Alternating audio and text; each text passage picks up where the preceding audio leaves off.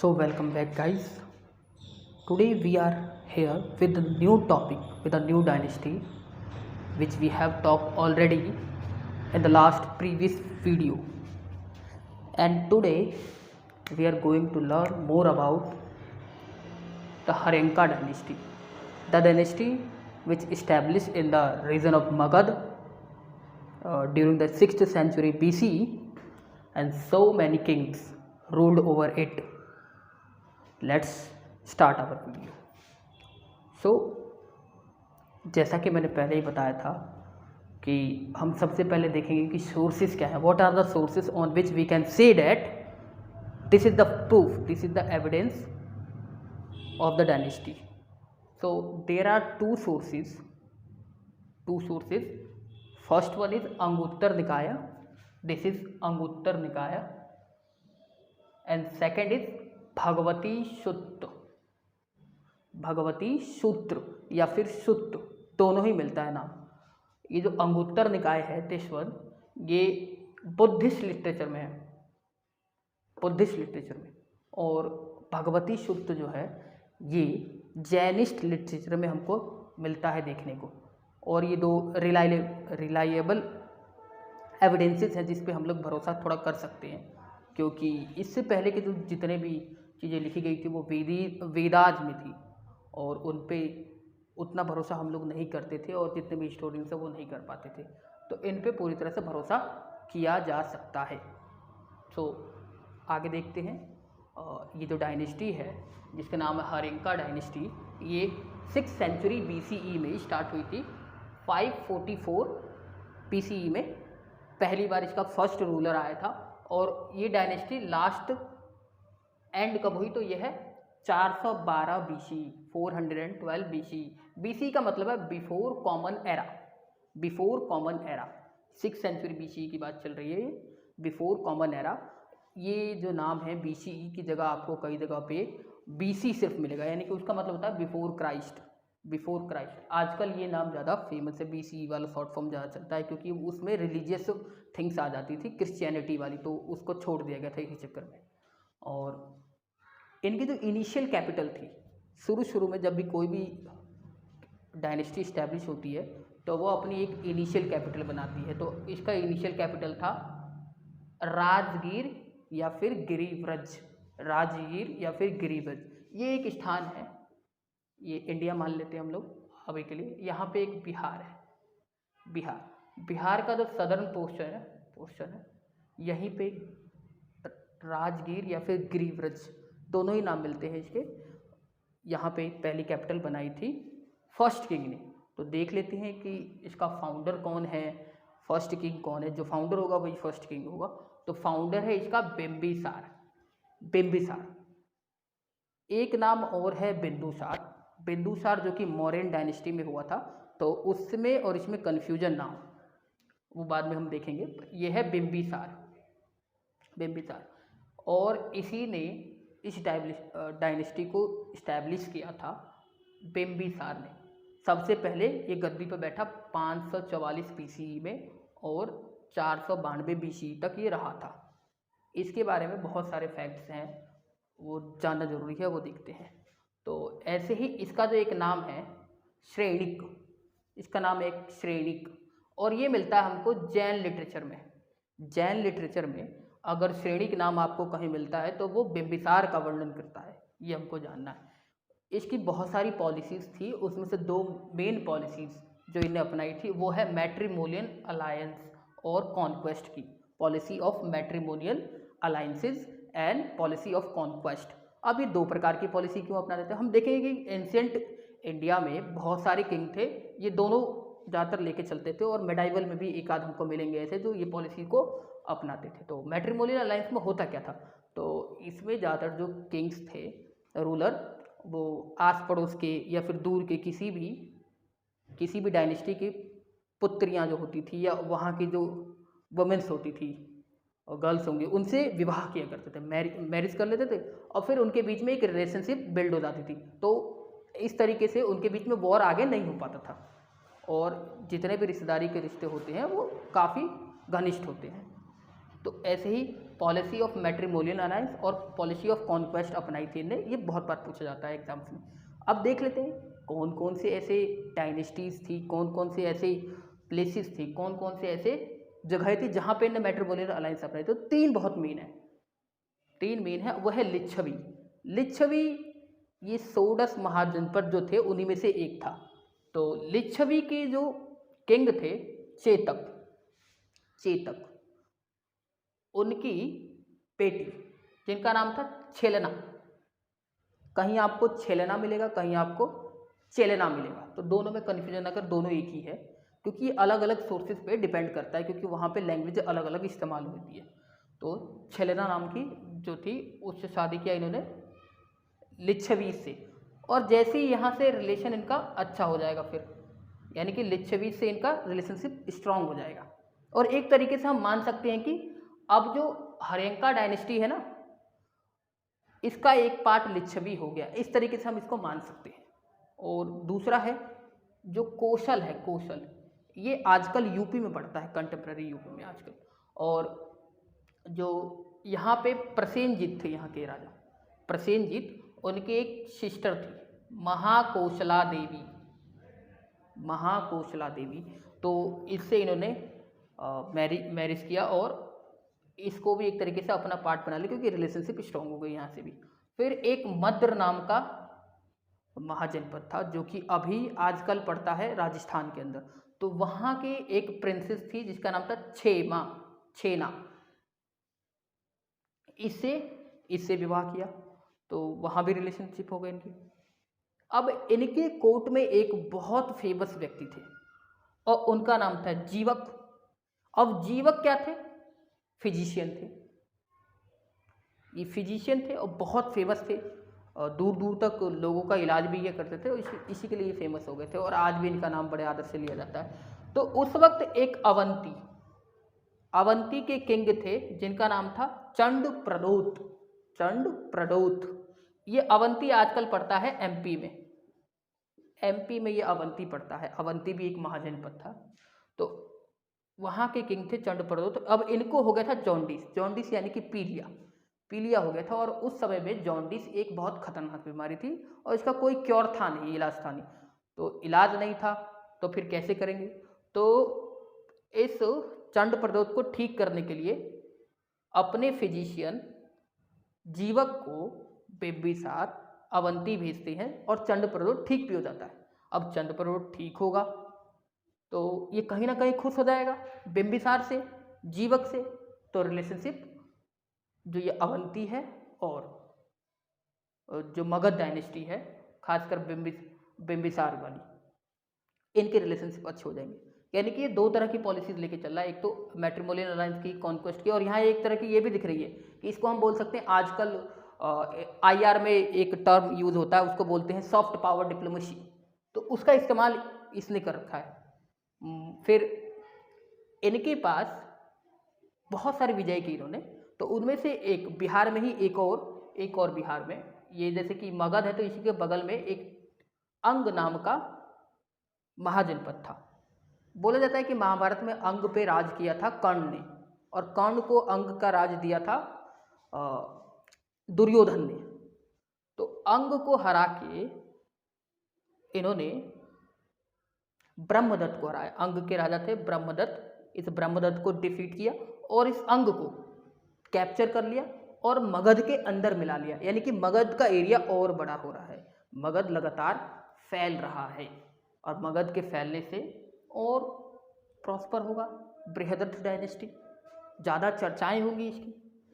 अब देखते हैं ये जो किंग है, उस वक्त 6th सेंचुरी BC में दो रिलीजन्स थे जो कि एकदम ही आए थे सामने।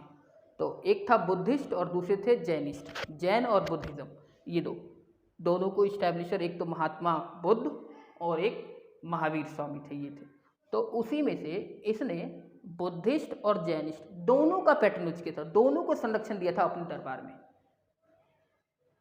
और एक कारण ये भी है कि बुद्धिस्ट और जैनिस्ट के ये इनका उत्कर्ष क्यों हुआ, इतना उस वक्त फेमस क्यों हो रहे थे ये दोनों को दोनों धर्म, तो क्योंकि ये इतने बड़े बड़े राजा जब सपोर्ट करेंगे तो फेमस तो होंगे। कंटेम्प्ररी थे ये, बिंबिसार गौतम बुद्ध के कंटेम्प्रेरी थे, उसी के वक्त में थे। इन्होंने एक नई कैपिटल जो कि राजगिरी थी ना, राजगिरी, पहले इस नगर को बनवाया था, जैसे कि अकबर ने फतेहपुर सीकरी को बनवाया, उसी तरीके से पहले इसने बनवाया था इसको, और फिर इसको कैपिटल बनाई थी। तो पूरा प्लान करके किया था ये सब। और इसी के साथ साथ इनके साथ एक इम्पॉर्टेंट बात ये कि या फिर बोले कि वो दुख वाली बात ये कि इन्हीं के पुत्र, इन्हीं के बेटे जो अजात शत्रु थे, इसी ने इनको मार दिया था। रीज़न तो इतना स्पष्ट नहीं है कि क्यों मारा, पर इसी ने सत्ता के मोह में शायद मारा होगा और अपने ही पिता को हत्या कर दी और गद्दी को हथियार लिया। चलते हैं इस सक्सेसर के ऊपर जो कि है अजात शत्रु। अजात शत्रु के बारे में जानते हैं। अजात शत्रु, इसको एक शब्द और मिलेगा इसके लिए, अजात शत्रु, क्योंकि अलग अलग लैंग्वेज में अलग अलग हो जाता है। उस वक्त प्राकृत और पाली दो लैंग्वेज जो कि बुद्धिस्ट और जैनिस्ट इस्तेमाल करते, तो उसी में से है, क्योंकि ये बुक भी दोनों बुद्धिस्ट और जैनिस्ट। तो थोड़े बहुत वो फ़र्क आपको बुक्स में मिल सकता है। और ख़ासकर एक चीज़ मैं और बता देता हूँ कि ये जो डेट्स हैं, ये डेट्स 1 साल 2 साल आगे पीछे आपको मिल सकती हैं। ये डेट्स मैंने इसलिए लिखवाई ताकि आपको पता लग जाए कि ये किस वक्त की बात है। ये डेट्स याद करने की बिल्कुल भी ज़रूरत नहीं, किसी एग्ज़ाम में नहीं पूछा जाता। बस आपको कुछ पूछेगा तो क्रोनोलॉजी बोल देगा कि पहले बिंबिसार आया, फिर अजातशत्रु आया, फिर उसका बेटा उदयन आया, इस तरीके से पूछेगा आपको। पर ये नहीं पूछेगा कभी कि ये किस डेट में होते, क्योंकि ये फिक्स है ही नहीं।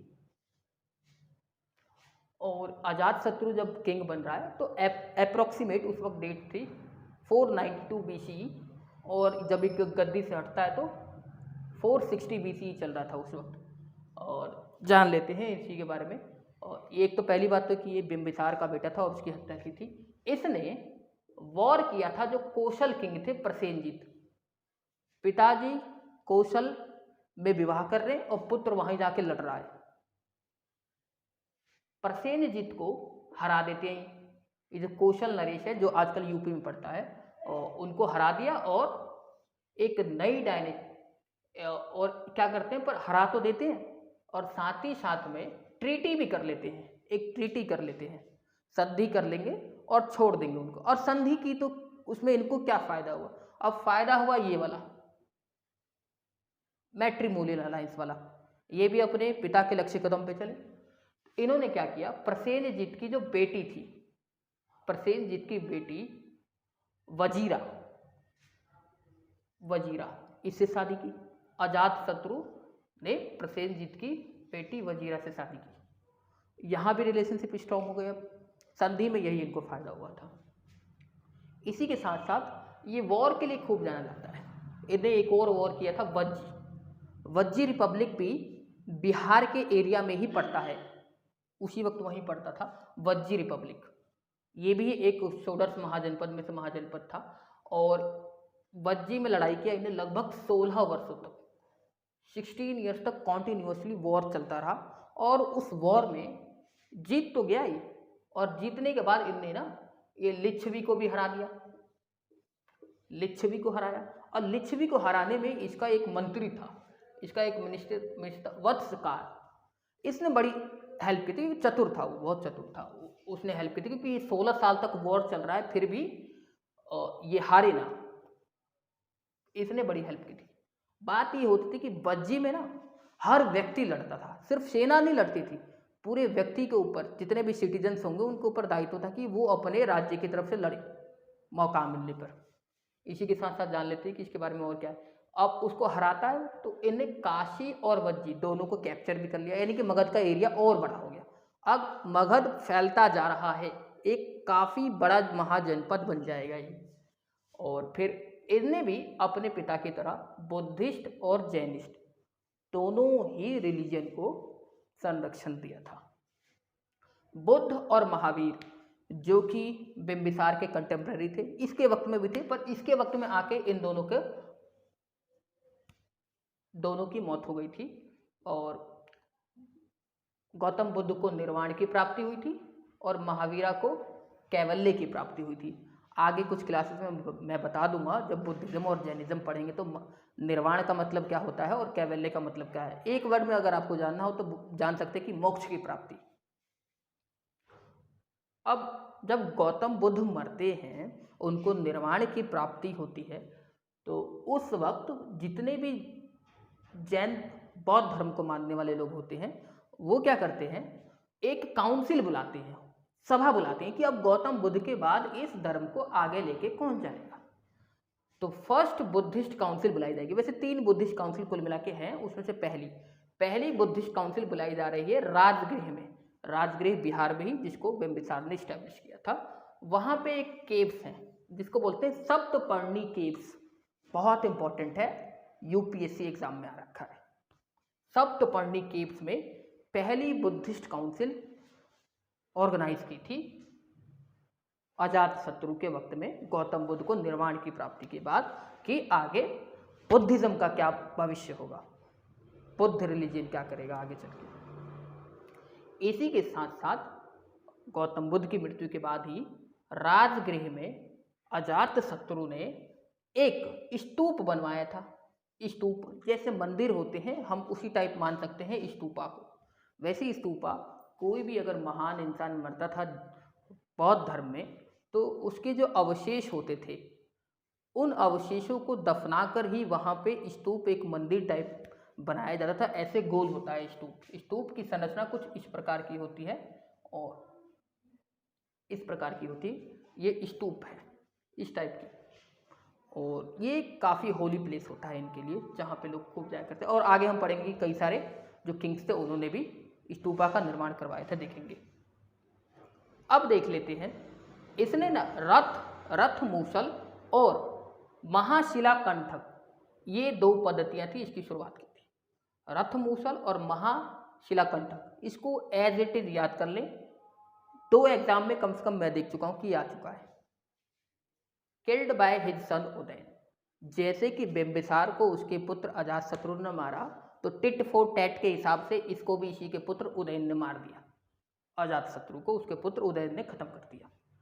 सत्ता की लालच हो सकती है या दूसरा कोई और कारण भी हो सकता है। अब उदयन किंग बन रहा है, तो ये 460 बीसी में बनता है और 444 बीसी में इसका भी रामदाम सत्य हो जाता है, ये भी गद्दी से उतर जाता है। इसको एक और नाम है उदयभद्र। उदयभद्र, ये अलग अलग सोर्सेस में अलग अलग नाम मिल सकते हैं। उदयभद्र एक अलग सोर्स के नाम से इसको जाना जाता है, तो कंफ्यूजन मत होना कभी भी जब उदयभद्र आ जाए तो। इसने कैपिटल को कहीं और बनवाया था, कैपिटल को ये शिफ्ट करता है, ये कैपिटल को ले जाता है पाटलिपुत्र। पाटलिपुत्र, वैसे उस वक्त जब ये कैपिटल पाटलिपुत्र ले गया था ना, तो उस वक्त पाटलिपुत्र के इसने सबसे पहले बिल्ड किया था, बनवाएगा पहले अपने हिसाब से, पाटलिपुत्र को बनवाता है अपनी ज़रूरतों के हिसाब से, और उसका नाम रखता है ये कुसुमपुर। उसका नाम उस वक्त पाटलिपुत्र नहीं होता है, उस वक्त उसका नाम होता है कुसुमपुर। कुसुम मतलब होता है फूल, वहाँ पे बहुत सारा फूल होता था। और आजकल भी इसी को सेलिब्रेट करने के लिए बिहार में एक पुष्प का कुछ मनाया जाता है, बिहार की गवर्नमेंट बनाती है, तो वो इसके लिहाज से इंपॉर्टेंट है, करंट अफेयर्स से रिलेटेड होकर ये क्वेश्चन पूछा जा सकता है, देख सकते हैं। लास्ट ईयर भी शायद ये थोड़ा न्यूज में रहा था, इसलिए मेरे को याद है। बाद में इसका नाम चल के पाटलिपुत्र पड़ेगा। और साथ ही साथ इसको इसको छुरा घोंप के मार दिया था किसी अननोन पर्सन ने। ये पाटलिपुत्र में ही टहल रहा था, वहीं पे कोई व्यक्ति आया था और उसको छुरा मार के ख़त्म कर दिया था, और इसका भी काम खत्म हो गया था। अब जानने वाली बात यह है कि इसके उदयन के 3 पुत्र थे, 3 बेटे थे, 3 सन। उन्होंने बारी बारी से शासन किया और तीनों के तीनों लगभग अयोग्य थे। और जब भी अयोग्य कोई होता है तो साथ ही साथ जो जनता होती है वहाँ की, वही विद्रोह कर देती। तीनों शासन तो करते हैं, और लास्ट वाला जो इसका सन होता है ना, ये नागदशक, यही लास्ट रूलर बनता है हर्यंका डायनेस्टी का, ये नागदशक। और इस नागदशक की हत्या इसी का मिनिस्टर शिशुनाग इसकी हत्या कर देगा और एक नई डायनेस्टी शुरू करेगा जिसका नाम होगा शिशुनागा डायनेस्टी। मैंने लास्ट वीडियो में आपको ये बताया था कि हम लोग देखेंगे कि आगे भी कितने ये मिनिस्टर्स, अमात्य, उस वक्त मिनिस्टर को अमात्य बोला जाता था, आजकल भी संस्कृत में बोलते हैं। तो हमने बोला था कि जितने भी मिनिस्टर्स हुआ करते थे, ये लोग जब पावरफुल हो जाते थे या फिर किंग अगर वीक होता था तो तब ये अपने ही किंग को ख़त्म करके अपनी डायनेस्टी लाते थे। तो ऐसा ही काम करता है ये शिशुनाग और अपनी नई डायनेस्टी लाता है जिसको बोलते हैं शिशुनाग डायनेस्टी। अगले वीडियो में, in the next video we will study about the Shishunaga dynasty in detail. Thank you very much.